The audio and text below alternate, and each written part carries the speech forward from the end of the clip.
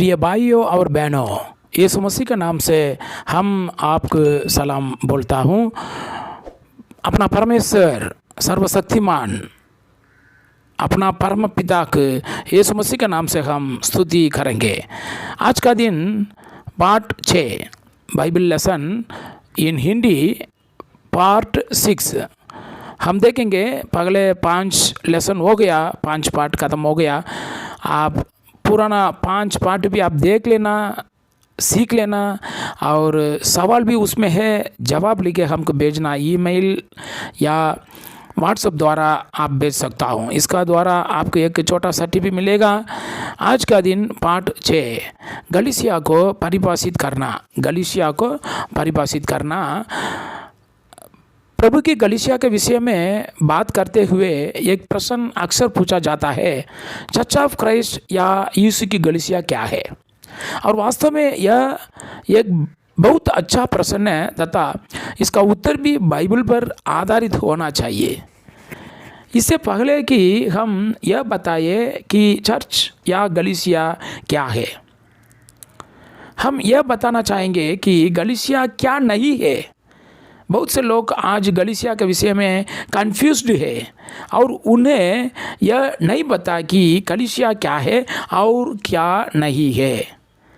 मसीह की गलीसिया ना दो कैथोलिक है, ना यहूदी है, और ना ही प्रोटेस्टेंट है, ना ही यह सांप्रदायिक है तथा बहुत सारे साम्राज्यों से मिलकर भी नहीं बनी है।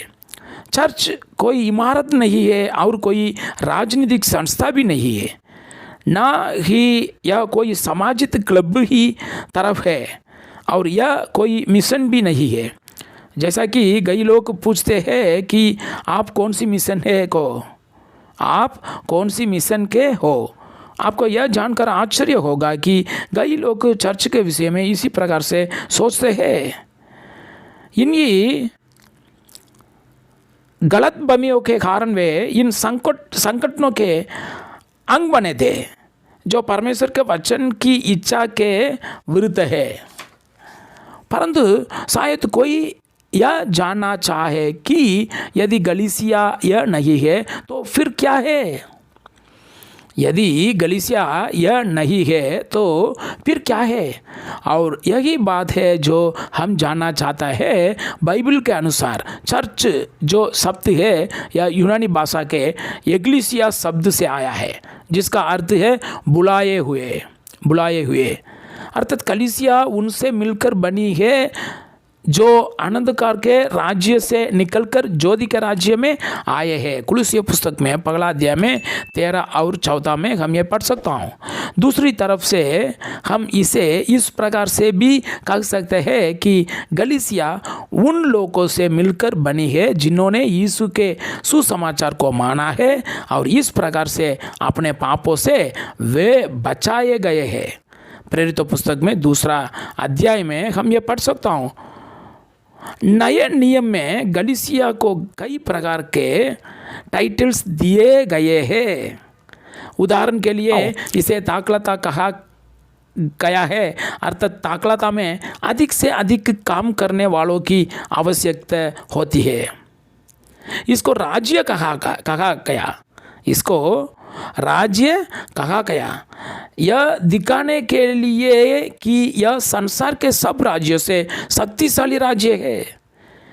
इसे भेंटशाला के रूप में भी देखा गया, जगह बेटे शीर्षित रहती है, अर्थात एक शीर्षित स्थान। यीशु की दुल्हन, इसे यीशु की दुल्हन भी कहा गया है, जो यह दिखाता है कि इसकी सीनतरता एक दुल्हन की तरफ है जो अपने पति का इंतजार कर रही है। अर्थात कलीसिया यीशु के आने का इंतजार कर रही है। इसे परमेश्वर का कराना भी गया है, यानी इस घर का बनाने वाले प्रभु है। इसे परमेश्वर का परिवार भी कहा गया है, जिसमें परमेश्वर को पिता कहा गया है। परमेश्वर पिता की तरफ है तथा प्रभु यीशु हमारा बड़ा भाई और सारे सत्य यीशु में भाई बहन हैं। प्रभु यीशु हमारा बड़ा भाई और सारे सत्य यीशु में भाई बहन है। इसे यीशु की देह भी कहा गया है, जिसमें यीशु इसका सिर या मुखिया है तथा यह देह गई सत्य से मिलकर बनी हुई है जो मसीही है, और यही मसीह की कलीसिया है। समझ लिया ना?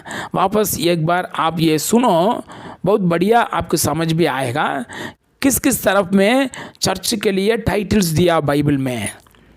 ठीक है, कलीसिया को बलिबांधी समझने के लिए इन दृढ़ सच्चाइयों के देखे। पहला, कलीसिया के विषय में भविष्यवाणी हुई थी। कलीसिया के विषय में भविष्यवाणी हुई थी दानियल पुस्तक में 2 अध्याय में 44। सेकंड पॉइंट, दूसरा पॉइंट, यीशु ने इसे बनाने की प्रतिज्ञा की थी, मत्ती का सुवार्ता 16 में 18। तीसरा पॉइंट, इसे सामर्थ्य के साथ आना था, योएल भविष्यवक्ता का पुस्तक 2 अध्याय में 28, प्रेरितों की पुस्तक 1 अध्याय में 8वां वचन। 4वां पॉइंट, पिंतीकोस्त के दिन इसकी स्थापना हुई थी, प्रेरितों पुस्तक 2 अध्याय में हम ये पूरा देख सकता हूँ। 5वां पॉइंट, स्थापना का समय था 33 ई सन, प्रेरितों पुस्तक 2 अध्याय में। 6 पॉइंट, स्थापना का स्थान यरूशलेम था, लूक पुस्तक और प्रेरितों में हम ये पढ़ सकता हूँ लूक का पुस्तक 24 अध्याय में 49। और 7वां पॉइंट, यह कलीसिया यीशु का नाम अपने ऊपर रखती ही, यह कलीसिया यीशु का नाम अपने ऊपर रखती है, प्रेरितों पुस्तक 1 अध्याय, कुरिन्थियों पुस्तक 12 अध्याय में 27, रोमियो का पुस्तक 16 अध्याय में 16। 8वां पॉइंट, यीशु को चट्टान है उसके ऊपर इसकी स्थापना होनी थी, मत्ती का सुवार्ता 16 में 18। और 9 पॉइंट, लघु से इसे खरीद गया है, लघु से इसे खरीदा गया है, प्रेरितों पुस्तक 20वां अध्याय में 28 वचन। 10वां पॉइंट, यीशु इसका सिर है, कुलुस्सी पुस्तक 1 अध्याय में 18। और 11 पॉइंट, यीशु इसका उद्धार करता है, इफिसियों पुस्तक 5वां अध्याय में 23 वचन। 12 पॉइंट है, सारे आज्ञा मानने वाला इसमें मिलाए जाते हैं, प्रेरितों पुस्तक 2 अध्याय में 47।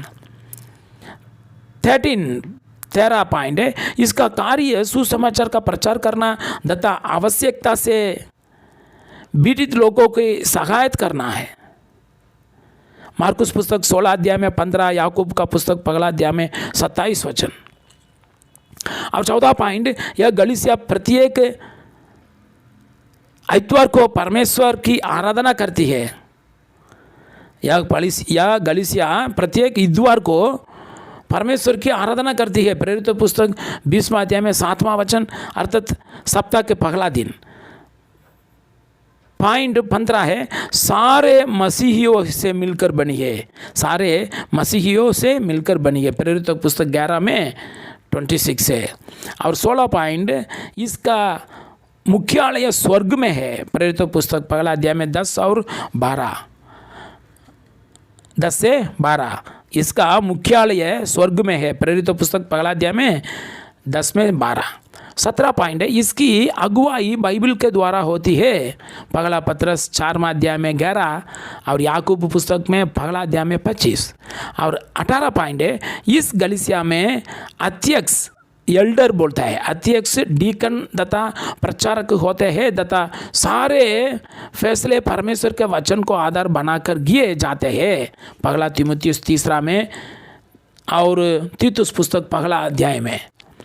19 पॉइंट है, इस राज्य या कलीसिया का कभी अंत नहीं होगा, इस राज्य या कलीसिया का कभी अंत नहीं होगा, इब्रानी पुस्तक 12 में 28।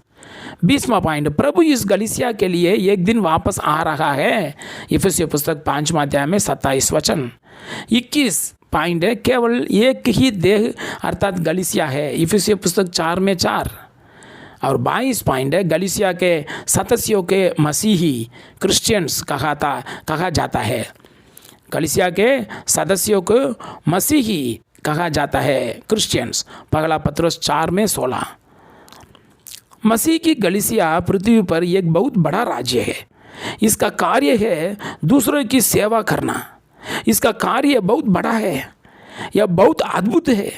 कलीसिया उतरार नहीं करती, क्योंकि उतरार केवल यीशु करता है, कलीसिया उत्तरार नहीं करती, क्योंकि उत्तरार केवल यीशु करता है, परंतु उत्तरार पाने के लिए इसका सदस्य होना आवश्यक है। संसार में बहुत सी बनावटी कलीसिया विद्यमान है, परंतु प्रभु की केवल एक ही सच्ची कलीसिया है। तमाम संसार में मसीह की कलीसिया की मंडलियाँ है, तमाम संसार में मसीह की कलीसिया की मंडलियाँ है। आज बहुत से लोग इसके विरोधी है, क्योंकि वे सत्य को जानना ही नहीं चाहते। यह कलीसिया तमाम बातों का जो धार्मिक रूप से अनुचित है विरोध करती है तथा आज को लोग नए नियम के अनुसार मसीही है, वे बहुत आशीषित है, क्योंकि उनके लिए भविष्य में एक बहुत बड़ी आशा है, और वो है प्रभु यीशु में अनंत जीवन। यह है मसीह की कलीसिया, अंग्रेजी शब्द में चर्च ऑफ क्राइस्ट। मेरा भाइयों और बहनों, आज का दिन हिंदी भाषा में 6 पार्ट हम कंप्लीट किया। पहले 5 पार्ट कंप्लीट हो गया, अभी पार्ट नंबर 6 आज का दिन हम देखा है। वो टाइटल कलीसिया को परिभाषित करना। कलीसिया क्या है, कलीसिया क्या नहीं है। कलीसिया को बड़ीबांदी समझने के लिए हम क्या क्या देखा, आसपास 22 पॉइंट हम देख लिया। और मसीह की कलीसिया पृथ्वी पर क्या क्या है, और बाइबल में मसीह की कलीसिया के लिए क्या क्या टाइटल दिया, ये सब कुछ देख लिया। ये चैनल का आप सब्सक्राइब करना, शेयर करना, दूसरा अपना भाई बहन है, दूसरा मंडली है, सब लोग भी ये शेयर करना। सच्चाई रास्ता क्या है, हम सब लोग भी परमेश्वर को स्तुति आराधना करता हूँ, बाइबल पढ़ता हूँ, लेकिन ये सब कुछ परमेश्वर को पसंद होना चाहिए। परमेश्वर क्या कहा था, क्या आज्ञा दिया, उसका अनुसार हम सब कुछ करना चाहिए। यीशु मसीह इसलिए दुनिया पर आया, बलिदान हो गया। कुछ भी करो, कैसे भी करो, ऐसा नहीं है यीशु मसीह का उपदेश। प्रेरित लोग का उपदेश ऐसा नहीं है। पवित्र आत्मा इसलिए आया नहीं है, परमेश्वर पवित्र आत्मा का द्वारा एक सिद्धांत बनाया। यीशु मसीह का खून का द्वारा, बलिदान का द्वारा एक मंडली बनाया। यह मंडली हम सब लोग भी, कौन कौन पवित्र वचन का अनुसार बैप्टिज्म लिया, हम सब लोग कलीसिया मंडली है। यह मंडली का ऊपर यीशु मसीह का नाम होना चाहिए, दूसरा अलग अलग नाम नहीं है। दुनिया पूरा भी एक ही नाम होना चाहिए, क्रिस्तियनी मंडली, चर्च ऑफ क्राइस्ट। ब्रैकेट में हम क्या क्या सिटी का नाम, क्या क्या गांव का नाम वो लिख सकता हूँ, लेकिन मंडली एक ही होना चाहिए। यही बाइबल का टीचिंग है, बाइबल का उपदेश यही है। हम एक मन होना चाहिए, क्योंकि अपना देह एक ही है, यीशु मसीह है। अपना सिर, कलीसिया का सिर एक ही है, वो भी यीशु मसीह है। अलग अलग सिर नहीं है, अलग अलग उपदेश नहीं है, अलग अलग विश्वास नहीं है, अलग अलग सिद्धांत नहीं है, अलग अलग देह नहीं है। एक ही देह है, एक ही सर है। एक ही सर यीशु मसीह होगा तो एक ही शरीर उसका मंडली होना चाहिए, एक ही नाम होना चाहिए। समझ लेना मेरा भाई और बहनों। ये सवाल पूरा भी हम कमेंट्स बॉक्स में, डिस्क्रिप्शन बॉक्स में लिख के रख दूंगा, उसमें जगह नहीं होगा तो फर्स्ट कमेंट्स बॉक्स में देख लेना, पगला कमेंट्स बॉक्स में हम लिख के रख दूंगा। वो सवाल पूरा भी आप लिखना है, एक पेपर में कागज में लिखना, वापस हमको भेजना, ईमेल द्वारा, नहीं तो व्हाट्सएप में, नहीं तो हमारा एड्रेस में, पोस्टल में भी आप भेज सकता हूँ। आप हमको आपका पूरा एड्रेस हमको भेजना, आपको बाइबलिकल पुस्तक हम भेज सकता हूँ।